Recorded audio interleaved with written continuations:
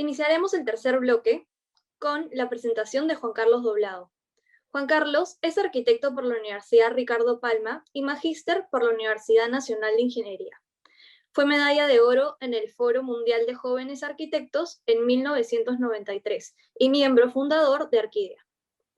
Ha dictado conferencias en universidades e instituciones del Perú y el extranjero, y su obra ha sido divulgada en publicaciones especializadas de América, Europa y Asia. Ha ganado el hexágono de bronce en la Bienal de Arquitectura del Perú, y actualmente es docente en la Facultad de Arquitectura de la Universidad de Lima. Le cedo la palabra a Juan Carlos Doblado. Gracias, Brunella. Buenas tardes. Quiero agradecer a Ángeles Maqueira y a todo su equipo por la invitación. Voy a básicamente mostrar un grupo de casas donde creo que se puede entender de alguna manera la idea de la conceptualización y el proyecto. Entonces, bueno, como hemos escuchado a lo largo del día,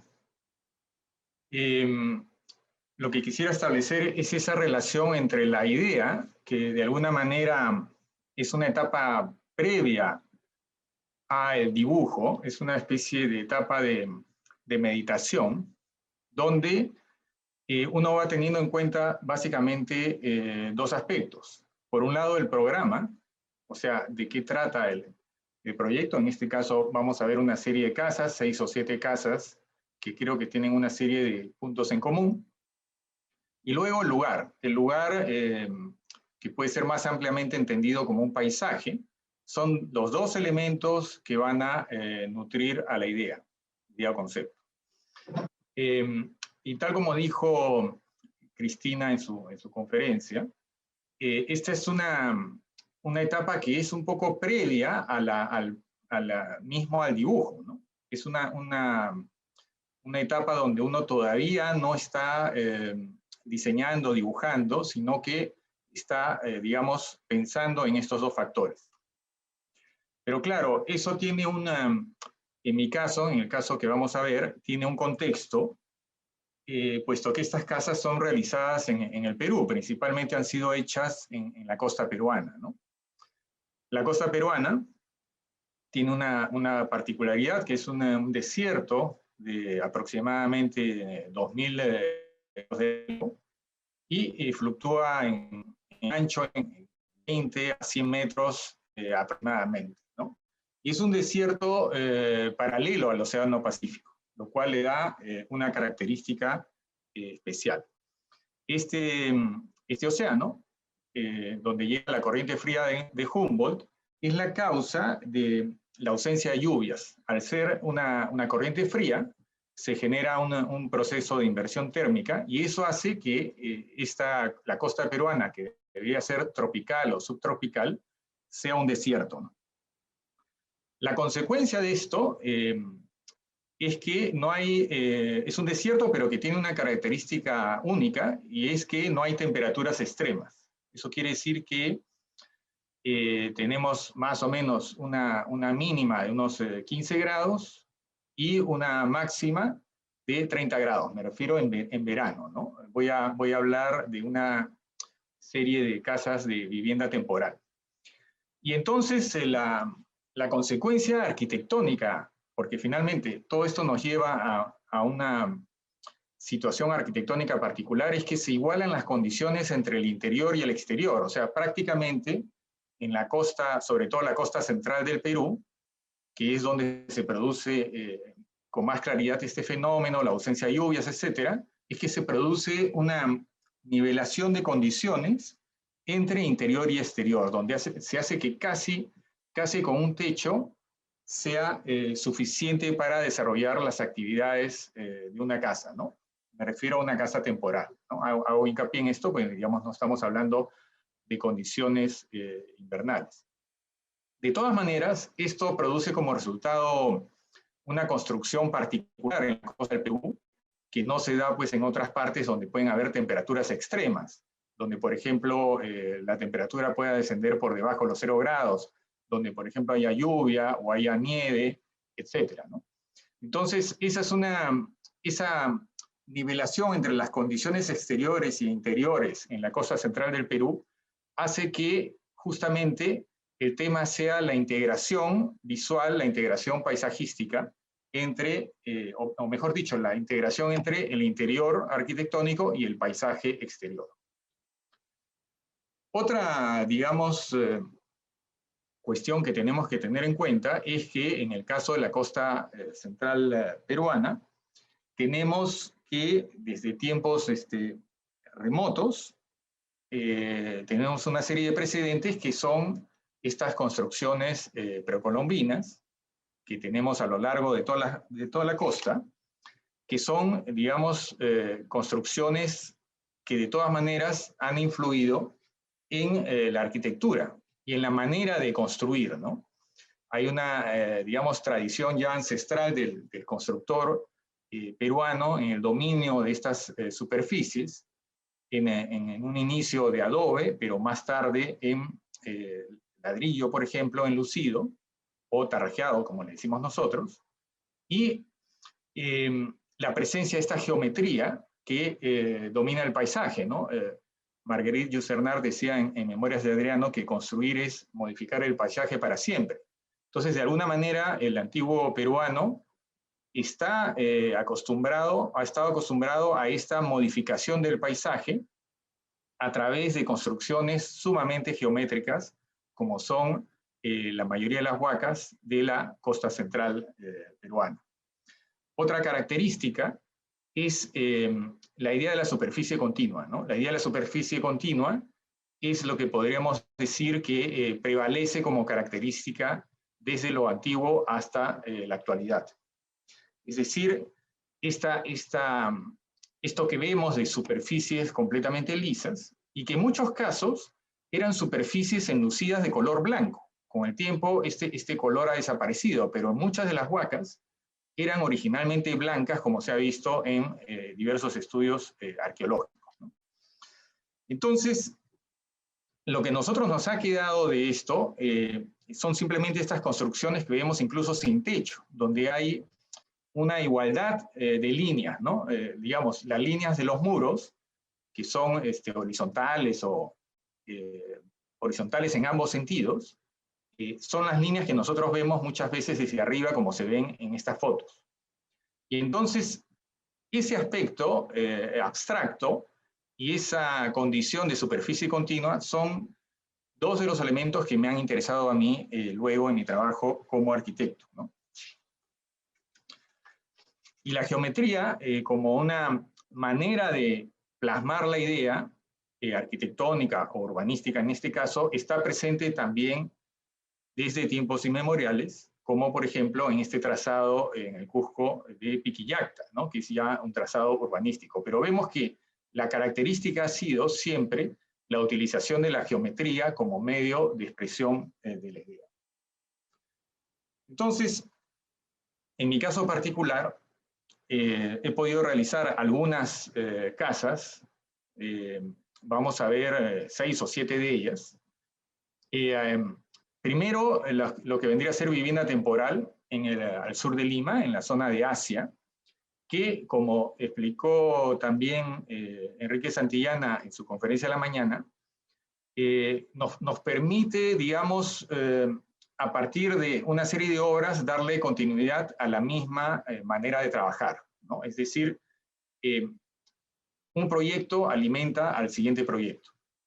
Por otro lado, Asia, para muchos arquitectos de mi generación, significó un laboratorio donde poder ensayar una serie de ideas que en los, digamos, finales de los años 90, comienzos de este siglo, era difícil, difícil construir en el Perú, como sigue siendo ahora. O en todo caso, era difícil construir lo que uno diseñaba, lo que uno quería hacer, ¿no? Había que tener suerte para que, digamos, confluya lo que uno quiere hacer con lo que el cliente le plantea a alguien como arquitecto. Entonces, vamos a ver primero una primera casa, que es Casa en Playa La Isla, que tiene, aunque aparentemente simple, tiene una serie de condicionantes, ¿no? Que se pueden extender, yo creo, a la mayoría de casas de playa de Asia. Lo primero es que todo está normado, digamos así, ¿no? Esta es una casa de primera fila que tenía normada la altura máxima, digamos unos 3 metros, y si bien es cierto, tiene un vecino al lado, tenía la condición de lote extremo, por lo cual tenía 3 frentes, lo cual es una ventaja, porque en el Perú o en Lima en particular, normalmente los proyectos están entre medianeras, ¿no? O sea, es una suerte poder tener, por ejemplo, en este caso, un proyecto de 3 frentes. Como ya todo está normado y lo que manda es un poco la altura, en verdad la referencia al vecino no es importante, por lo que convierte, este lote se convierte en convierte la casa en un objeto autónomo. Entonces, está normado el largo, el ancho, el alto, etcétera, del lote, y prácticamente lo que uno puede hacer en estos casos es construir el 100% del lote, siempre y cuando todo lo demás cumpla con la ventilación, iluminación, etc. Entonces, obviamente, en vista del programa, lo primero que se nos ocurrió fue ocupar casi el 100% del lote, menos la terraza delantera, ¿no? Que es un retiro obligatorio, en este caso creo que eran 3 metros.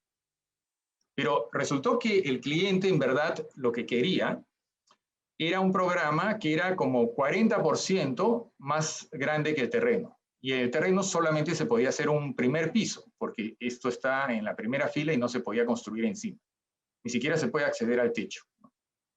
Entonces, lo primero que pensamos es que para poder hacer algo que era 40% más grande que el lote que teníamos, necesariamente teníamos que ir hacia abajo. O sea, es decir, la única posibilidad prácticamente era hacer un sótano. Entonces, la segunda operación consistió en cortar esta caja, o mejor dicho, sustraer una parte de esta caja, de esta envolvente, con la finalidad de ir hacia abajo y colocar ahí el 40% restante del programa, que básicamente eran los dormitorios, la lavandería, etc.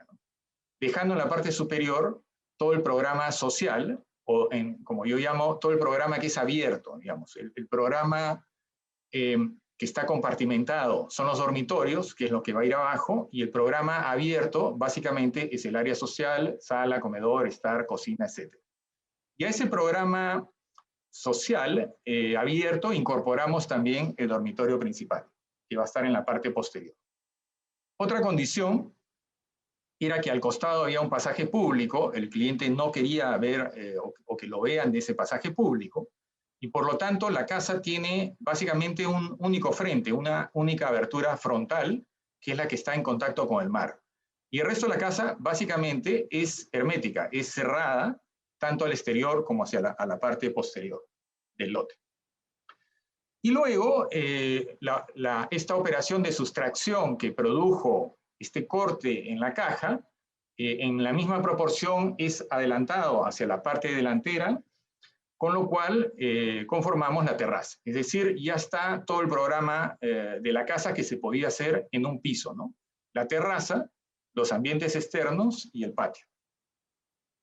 Acá en el corte se puede apreciar cómo, digamos, el dormitorio principal, que está, digamos, en la parte, acá en la parte posterior, es un elemento completamente abierto que mira a través del estar y a través de la sala y el comedor y la terraza hacia el Océano Pacífico. Y el resto del programa, vale decir, los dormitorios y la lavandería, están bajo tierra, o sea, están en un sótano, pero que funciona como si fuera el primer piso de una casa de 2 pisos, porque da a un patio completamente abierto, ¿no? Es un patio que hace las veces de espacio exterior para iluminar y ventilar todos estos ambientes que están ahí. Entonces, en esta estrategia, el primer piso queda completamente como un espacio libre, donde tenemos el ingreso a la casa, que se hace a través de una especie de esclusa que nos sorprende abriendo completamente luego el espacio para ver un solo ambiente conformado por el estar, la sala, el comedor, la terraza, etcétera, ¿no? De manera tal que incluso desde el dormitorio principal se puede ver a través de esos ambientes si es que se abren las persianas, por ejemplo. Entonces, esa es un poco la idea de cómo están organizados los espacios en este nivel, y pegados hacia el lado medianero, que vendría a ser este lado de acá, se organizan casi todos los elementos de servicio, ¿no? Baños, baño de visita, la cocina misma. Entonces, eso libera, digamos, o concentra todos los espacios abiertos en un solo gran espacio conectado visualmente, y todos los espacios que son compartimentados están pegados hacia la medianera.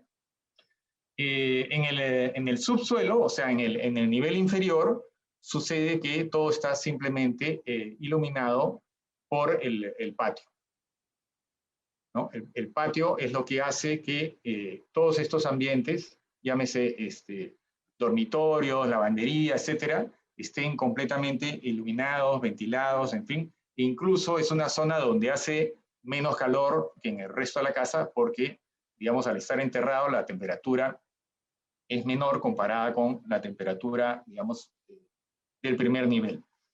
Y por fuera la casa es completamente ciega, o sea, es decir, casi no tiene ninguna abertura. Está el ingreso en la parte izquierda de la foto, y luego solamente la abertura del patio, ¿no? De manera tal que obedece a la circunstancia de que atrás hay una circulación vehicular y que al costado hay un pasaje público. Por lo tanto, la casa se orienta completamente hacia el Océano Pacífico, y en particular hacia la isla de Asia, que es la isla que tenemos ahí al frente, ¿no? Entonces, acá se ve más o menos en una foto tomada desde el estar cómo se integra la sala, el comedor y el estar en la terraza. E incluso la cocina también tiene vista directa hacia el mar, ¿no? Con un mecanismo además que se puede abrir o cerrar, digamos, para evitar los ruidos, etcétera, la conexión entre cocina y comedor. Entonces, acá utilizamos también una equivalencia entre los muros verticales y los muros horizontales, que era eso que yo les comentaba de esta vista de las huacas, donde todos los muros, digamos, se ven equivalentes. Entonces, esa misma idea está manejada, de manera tal que no hay ninguna viga peraltada, ¿no? Toda la estructura está dentro de la losa, y utilizamos, digamos, la máxima luz que podíamos en ese momento, que era los 6 metros entre la cocina y la sala. Hay que decir que este es un lote muy pequeño, ¿no? Es un lote de 8.5 por 20, o sea, unos 170 metros aproximadamente, pero el programa, sumando los dormitorios, etcétera, tenía alrededor de 235 metros, ¿no? Que es ese 40% que sobraba que pusimos abajo.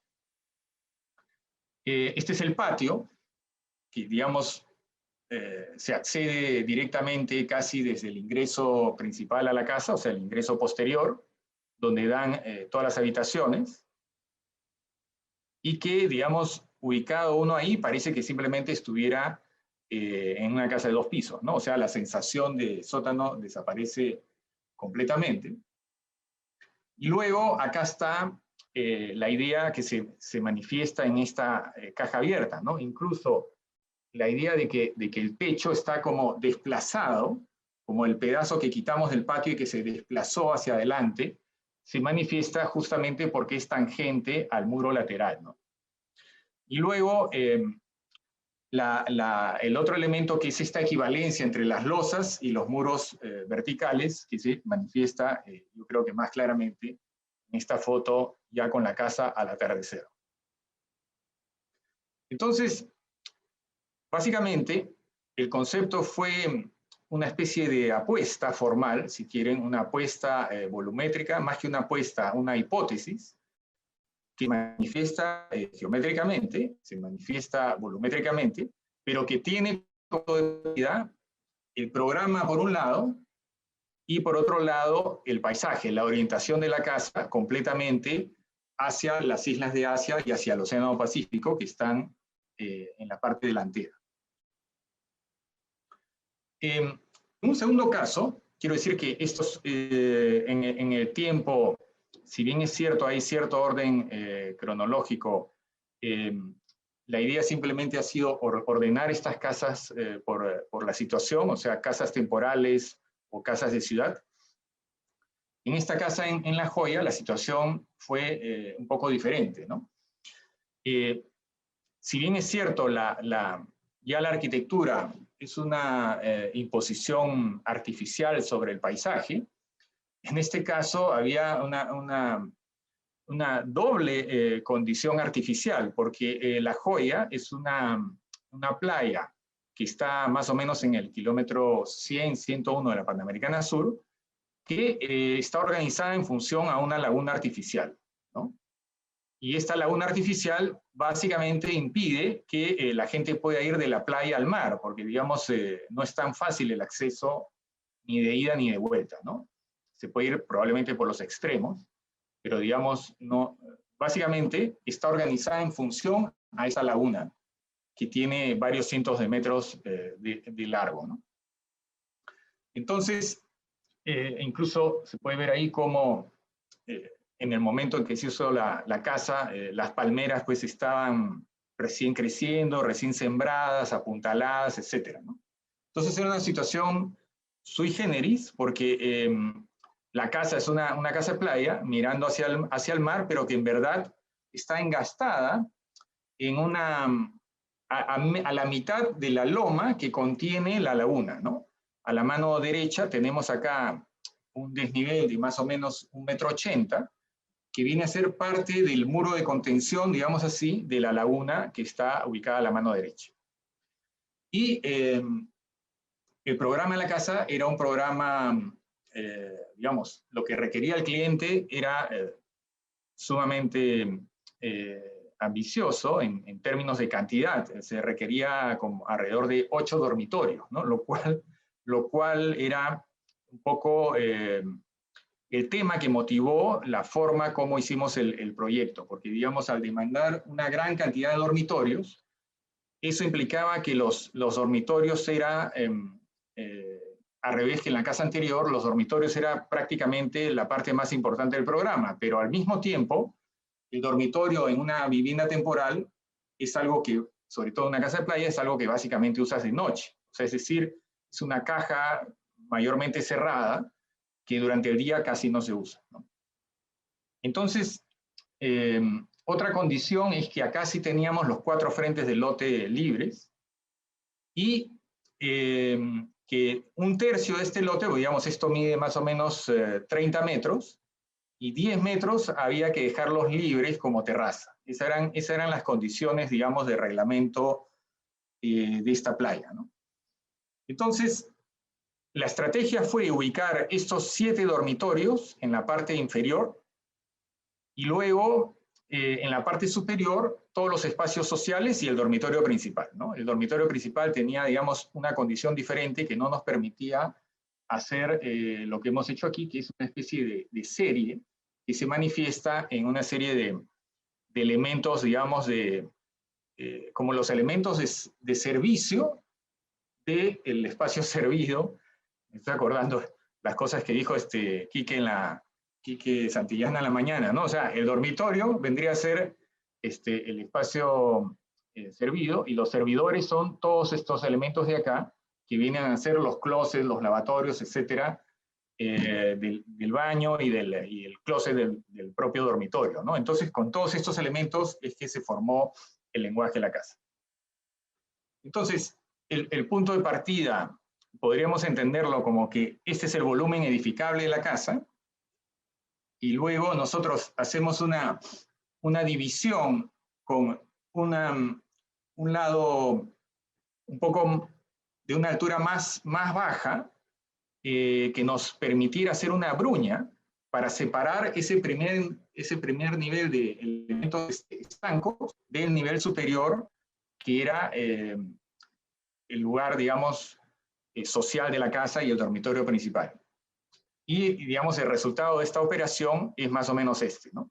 donde tenemos un nivel con el mínimo que se podía hacer, que era, digamos, 230, 240 de piso a techo, pero todos estos elementos que vemos acá, que vienen a ser los closets y los lavatorios, están a 210, porque básicamente no había que meterse adentro de ellos, entonces podíamos utilizar 210 como medida, 240 al dormitorio y luego generar una bruña que separa, digamos, estos dos, en dos, este único volumen, ¿no? Y luego hay una serie de operaciones, bueno, para ventilar, iluminar, en fin, diversas partes de la casa, ¿no? Entonces, este es el primer nivel donde están toda esta cantidad de dormitorios, el garaje, etcétera. Hay un ingreso, digamos, lateral a la casa. Y luego hay los dormitorios que además, por requerimientos del cliente, variaban, porque algunos eran dormitorio huéspedes y tenían que tener 3 camas, otros eran simplemente camarotes, otros eran único dormitorio huéspedes con una cama para 2 personas, etcétera. O sea, tampoco eran que todos eran iguales, ¿no? Pero lo que tratamos fue que todos estos dormitorios estuvieran organizados de tal manera que hacia el exterior de la casa quedara lo que yo llamo un espesor habitable, ¿no? Bueno, habitable entre comillas. Y en este espesor están situadas las ventanas de los dormitorios, todos los closets y los lavatorios, ¿no? Los lavatorios de los baños. De manera tal que en ambas franjas hay un espesor de 60 centímetros que nos permitía, digamos, ubicar todos estos elementos. Y luego, en el segundo nivel, ya toda la casa se libera y queda, digamos, en la parte posterior un estar familiar y luego, digamos,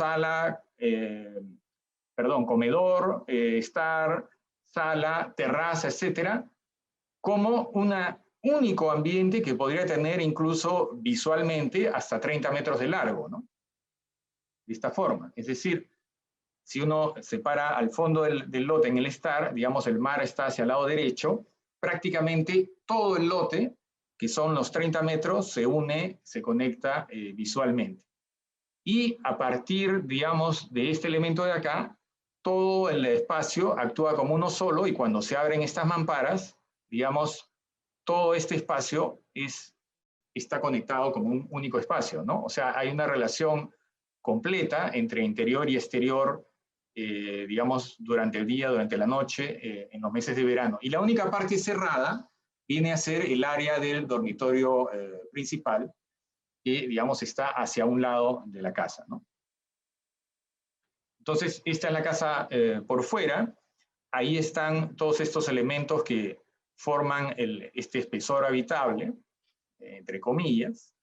Y luego, digamos, por reglamentación, todo esto tenía que ser blanco, aunque a partir del plano de la fachada ya uno podría usar color. La estrategia fue utilizar un poco oscuro para justamente resaltar estos elementos. Y luego, en el interior, este es el espacio, digamos, que conecta todos los dormitorios y la doble altura que une con el segundo nivel. A la derecha está el acceso a la casa, digamos, el acceso viniendo desde Lima, porque, digamos, viniendo desde la playa se puede acceder directamente desde la laguna. Esta es la llegada al segundo nivel. Y en el segundo nivel, todos estos espacios, incluyendo la cocina, se van conectando visualmente, ¿no? Este es el estar en el primer piso, que está, digamos, debajo de la piscina. Y esta es la conexión desde la terraza con la laguna artificial. Digamos, se puede ir directamente desde la terraza, bajando unas gradas hacia la laguna, que es en esta playa el centro donde se produce la vida social, digamos así, en verano, ¿no? Y luego, esta idea de partir en dos volúmenes horizontales está acentuada con la iluminación, que, digamos, funciona de esta manera de noche. Es decir, hay una bruña completamente iluminada que hace, digamos, que esta idea de de cortar en dos el programa de la casa se manifieste más claramente, de manera tal que todos estos elementos que son closets y lavatorios, o sea, elementos de servicio, se convierten en verdad en el lenguaje de la casa, y la parte superior parece que está flotando, digamos así, simplemente por una especie de bruña, ¿no?, arquitectónica, que recorre todo el proyecto en ambas caras, ¿no?, en ambas caras de la casa. Luego nos tocó en la misma playa y bajo la misma condición hacer una segunda casa que no tenía la misma dimensión, digamos, en cuanto a la densidad, mejor dicho, en cuanto al programa, ¿no? Entonces era una casa que simplemente requería el dormitorio principal y 3 dormitorios más, y entonces la estrategia fue un poco diferente, porque lo que hicimos fue hacer esta base un poco más sólida, podríamos decir un poco más estereotómica, a la manera de esta conversación que tuvimos al inicio sobre las huacas, y luego un cuerpo mucho más tectónico en la parte superior, básicamente además soportado por una estructura metálica. Es decir, la casa aquí sí combina dos sistemas constructivos. Y entonces la estrategia es un poco diferente, es una estrategia no de sustracción, sino de adición, ¿no? Tenemos un primer cuerpo donde están situados todos los elementos de dormitorios, dormitorio principal y servicio, a la cual se le superpone una estructura muy ligera, que es la que luego va a definir el espacio social de la casa, que también básicamente es un único espacio, ¿no? Entonces, en el primer nivel, de nuevo, están todos los dormitorios, y la condición diferente es que el dormitorio principal mira al cielo a través de la piscina, ¿no? Tiene un vano que da a la piscina, y bueno, unas ventanas laterales también, por donde se puede iluminar, ventilar, etc. Y acá no había esa variedad de dormitorios de la casa anterior, por lo que se podía repetir básicamente casi el mismo esquema. Y en el segundo nivel es que aparece, digamos, el gran espacio social como un único espacio, ¿no?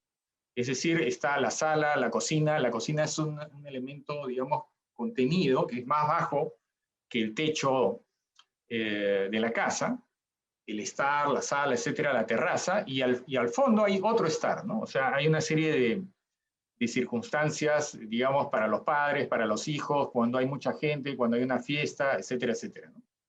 Y dos sistemas, digamos, bueno, esa es la relación visual, que otra vez abarca los 30 metros del lote, o sea, atraviesa todo el lote, solo que aquí, incluso en diagonal, funciona también la vista. Y luego hay la posibilidad, digamos, de subir por esta escalera y ir a la playa, o al revés igual, sin tener que atravesar por la sala, comedor, etcétera, o utilizar esta escalera, que vendría a ser la escalera del acceso principal de la casa, y entonces ahí está doble posibilidad, digamos, de conexión o de recorrido de la misma, ¿no? Y esta es la vista, digamos, desde el lado que da hacia el mar, o en este caso hacia la laguna. Los dos lados de la casa, que son similares, con unas aberturas, digamos, para evitar los registros, que suele ser el problema, porque, digamos, se puede circular, ¿no?, por los costados de la casa. Y ya en la parte superior se puede rodear con la circulación todo el área social, ¿no? Es una especie de, como si uno estuviera paseando por una cubierta, ¿no? Esta es la escalera principal que conecta, digamos, ambos niveles, que al igual que en la casa anterior es un elemento muy transparente, entendido como transparente arquitectónicamente, y este es el espacio ya completo del área social, ¿no? La cocina, por ejemplo, simplemente es un volumen contenido debajo del techo, o sea, hay aquí dilatación del espacio para digamos, a diferencia de la primera casa que vimos, acá sí pude utilizar una estructura que me permitía, digamos, no apoyarme en ninguno de estos elementos. Entonces, la luz libre, el lote tiene 10 metros de ancho por 30 de largo, y la luz libre que tenemos acá es 8 metros. O sea, esta es una losa de básicamente 30 y tantos centímetros que se apoya en estas columnas metálicas, pero se mantiene, digamos, el principio de que es una equivalencia entre los muros verticales y horizontales, ¿no? O sea, no hay ninguna viga peraltada a la vista. Entonces, esto genera un único espacio en contacto directo con el paisaje que teníamos, que, bueno, es un paisaje mitad artificial y mitad natural, ¿no? Esto es aproximándonos justamente a la laguna, y aquí ya más cerca en el área de la terraza, que hace las veces de playa artificial, ¿no? Porque, digamos, como ya hay en la piscina, hay la laguna, y en verdad no hay una playa directa, la playa directa está mucho más allá, la terraza se convierte para todos los efectos en una playa artificial.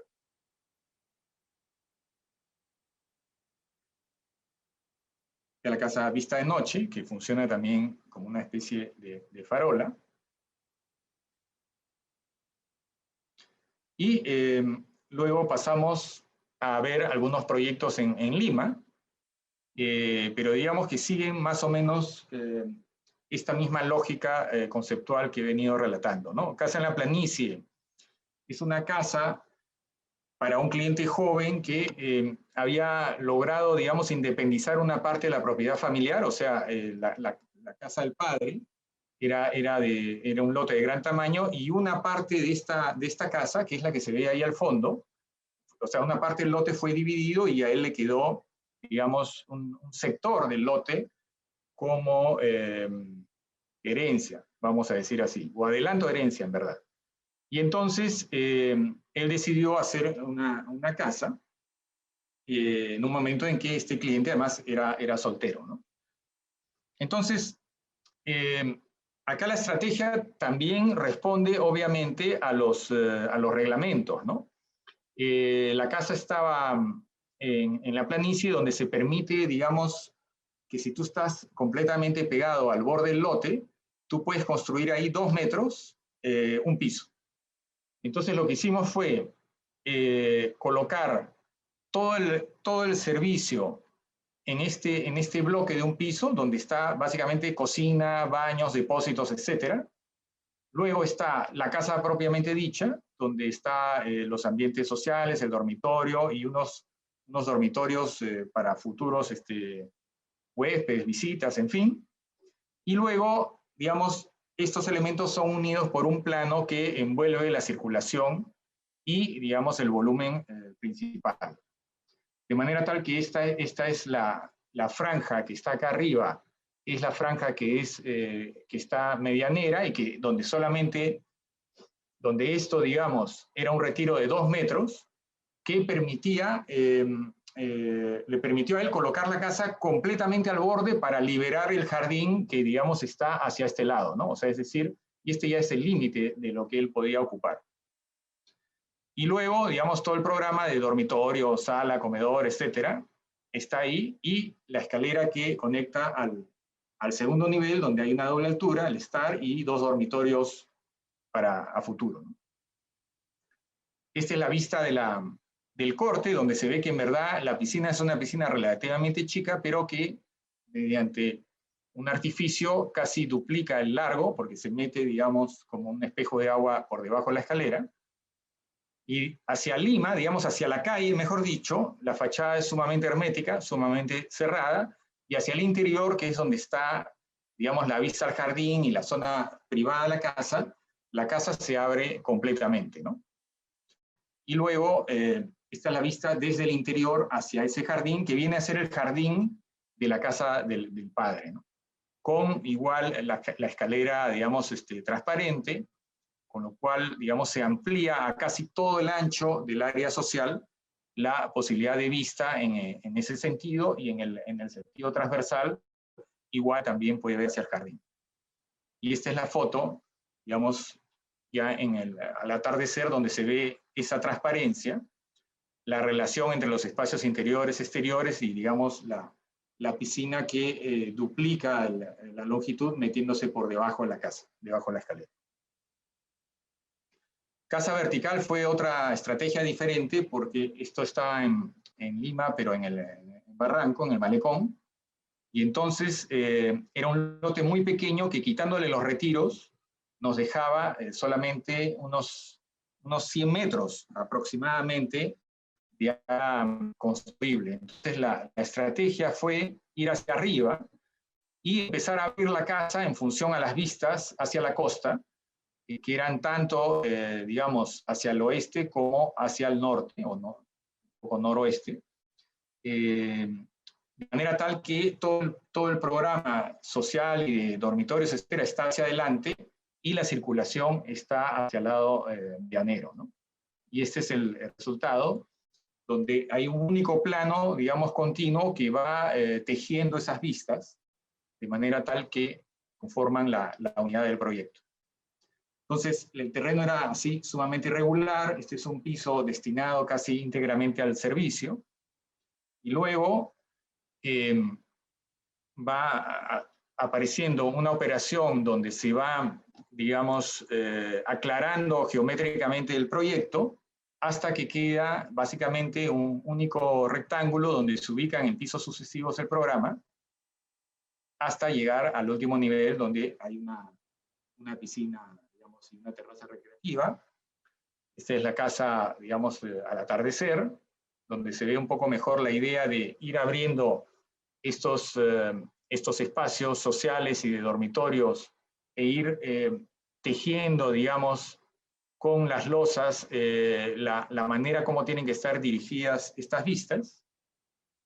Y luego, en una estrategia, digamos, de color, todo lo demás es negro para acentuar ese contraste, ¿no?, entre estos niveles horizontales y la base de la casa, que básicamente es un muro ciego, que además viene a ser, en verdad la casa empieza, como quien dice, en el segundo nivel, ¿no? Este es como el piso noble de la casa. Ahí se puede ver mejor un poco la transparencia del proyecto. Y luego toda la circulación, digamos, está pegada hacia el fondo lote, de manera tal que se trata de ampliar lo más que se pueda los ambientes, ¿no? En este caso, sala, comedor, kitchenette, la terraza, que forman el ambiente social en el segundo piso, ¿no? Y la vista, digamos, hacia el malecón, porque hay una vista interesante con el parque, y luego hacia el Océano Pacífico. Y finalmente, quiero pasarles este proyecto, que es Casa en los Andes, que es una casa, digamos, ubicada en Sierra Morena, que es una urbanización camino a Huarochirí, más o menos a la misma distancia en tiempo que hay para ir a Asia, o sea, más o menos eso, hora y media. Y que tiene la particularidad para mí, y por eso está un poco al final de la charla, que vuelve al origen que hablábamos de las huacas. Resulta que el lote era un lote, digamos, relativamente grande, porque eso es una urbanización de casas de campo, pero que tenía la particularidad de tener una especie de pueblito precolombino ubicado en esta zona de aquí, ¿no?, que se conoce como las ruinas de Chontay. Y uno de los problemas que tuve al hacer de esta casa es que, al ser un terreno muy grande, no había una referencia como hubo en todos los otros proyectos. En todos los otros proyectos siempre había una condición, ya sea de la urbanización, del reglamento, del parámetro, del cliente, etcétera, etcétera. En esta casa tuvimos, digamos, bueno, en casi todas hemos tenido, en todas hemos tenido libertad, ¿no? Pero en esta casa teníamos ya una libertad completa, lo cual, aunque parezca increíble, puede ser a veces una desventaja. Entonces, al ir a ver la zona y encontrar este pueblo, este pueblito precolombino de Chontay, fue un poco lo que me dio la clave para la materialidad, porque eso es una ruina bastante, digamos, con una altura de muros bastante bien conservada. Bueno, conservada es un decir, digamos, que hay presencia de una estructura de muros bastante amplia, y son muros como de barro y piedra, o sea, es una especie de, como de concreto prehispánico. Y eso fue, digamos, una primera clave, ¿no?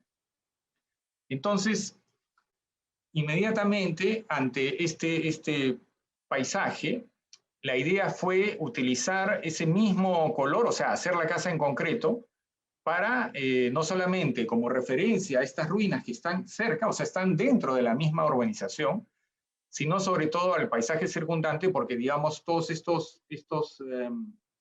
los cerros que van armando este valle no tienen vegetación, ¿no? Entonces me parecía que era mejor utilizar en este caso el concreto como material, tanto por razones constructivas como por la relación con el lugar, ¿no? La relación con el paisaje, que me pareció que era mucho mejor así, y la clave fue esta presencia de las ruinas.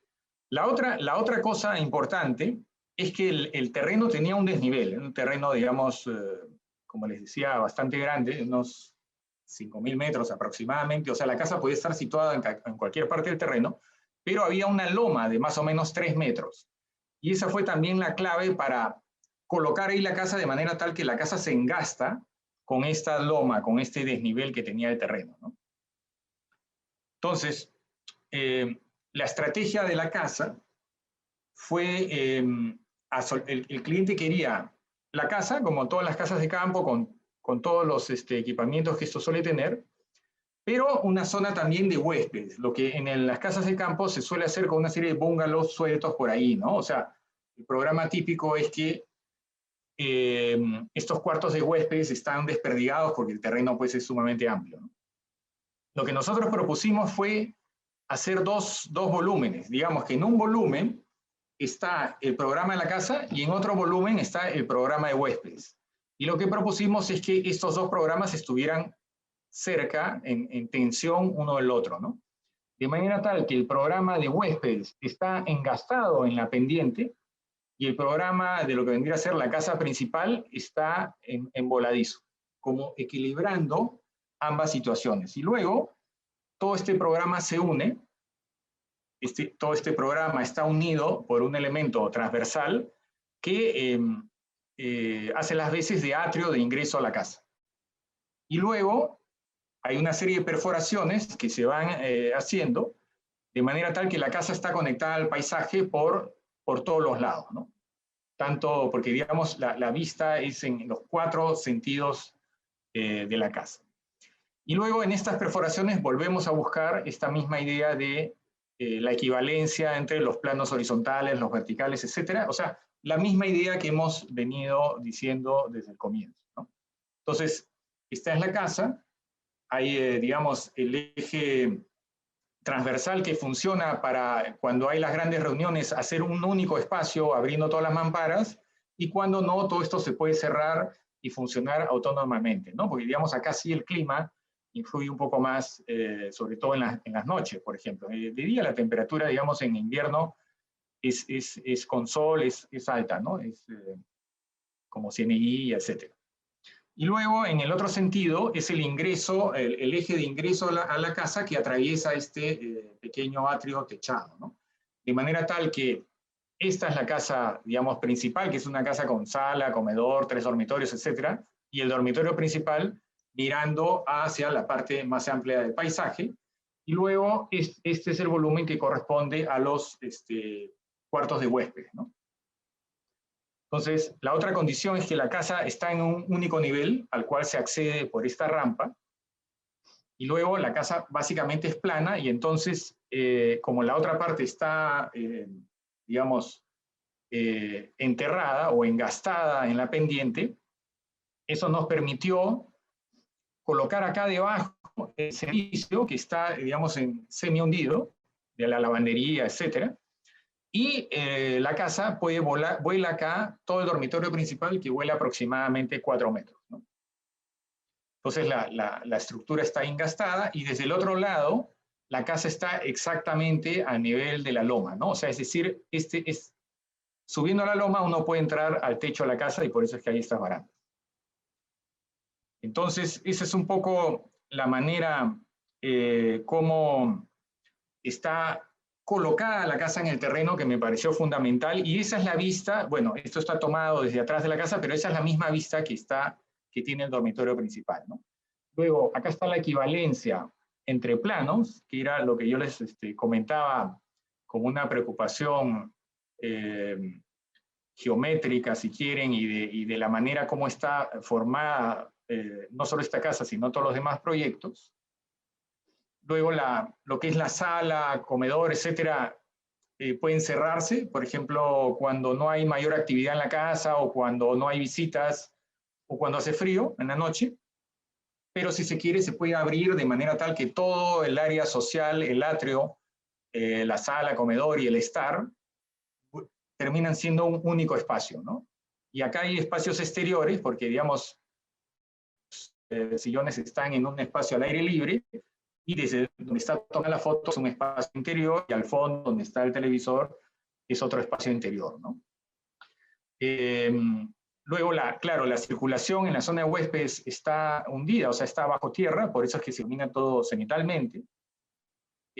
Acá hay un mecanismo para la cava de vinos, que era una solicitud del cliente, que era coleccionista de vinos, y la casa, digamos, al anochecer, que está, digamos, como flotando, ¿no? Engastada a la izquierda, pero a la derecha, desafiando la gravedad. Y luego la vista, digamos, desde la piscina, donde se ve cómo está orientada la sala comedor, etcétera, alrededor de la piscina, la iluminación, etcétera. Entonces, para terminar, lo que quería decir es que estas casas las presento a manera de serie, ¿no? Donde yo creo que una misma idea arquitectónica se ha ido desarrollando con el tiempo en una sucesión de proyectos en años completamente diferentes, a lo largo de más de 10, 15 años. Y la otra cosa importante es que cada proyecto va alimentando al proyecto que viene, ¿no? Hay cosas que uno va descubriendo, distancias, luces, maneras de organizar que uno va descubriendo a medida que avanza en su trabajo, y que luego van incorporándose en los sucesivos proyectos que uno va realizando. La otra preocupación es que el concepto sea una idea clara que ayude como una especie de hipótesis de trabajo manifestada geométricamente a través de, en este caso, como hemos visto, prácticamente de prismas, como una apuesta formal, pero que no son arbitrarios, sino que nacen del programa, o sea, de lo que requería el cliente en este caso, de las condiciones del programa en una casa donde hay espacios abiertos y espacios cerrados, y obviamente todo esto respondiendo al lugar, porque cada lugar va a generar una solución completamente diferente, donde nuestra responsabilidad, y volviendo a la frase de Marguerite Yourcenar, no solamente es modificar el paisaje para siempre, sino hacerlo mejor de lo que era antes de nuestra intervención. Muchas gracias. Muchas gracias, Juan Carlos, por la presentación. Ahora daremos pase a una pregunta que nos han hecho llegar, y es la siguiente. Entendemos que el laboratorio de balnearios y viviendas unifamiliares ya no alcanza para todos los arquitectos por igual. ¿Qué retos crees que esperan a los arquitectos de hoy? Sí, bueno, decía laboratorio porque en la época en que estos balnearios empezaron, más o menos en los años 90, y siguieron, digamos, en los primeros años de este siglo, nos dio, digamos, la posibilidad a muchos arquitectos de tener trabajo continuo en el tema de la vivienda, ¿no? Eso fue, a eso me refería un poco con el tema del laboratorio, ¿no? Bueno, como hemos visto a lo largo del día, nosotros tenemos que inventar nuestras posibilidades, ¿no? Es decir, no podemos estar esperando a que nos llamen. Y tampoco hay ninguna razón para la cual nos vuelvan a llamar. Es decir, el arquitecto tiene que estar constantemente pensando en inventar su trabajo, ¿no? Y hemos visto una de las exposiciones sobre todas esas intervenciones en Surquillo, por ejemplo, esta nueva manera de intervenir la ciudad que es válida, ¿no? Digamos, así como nosotros hemos invadido muchas otras, perdón, así como a nosotros nos han invadido muchas profesiones, estoy pensando en los años 80 cuando prácticamente todos los cursos eran dictados por sociólogos.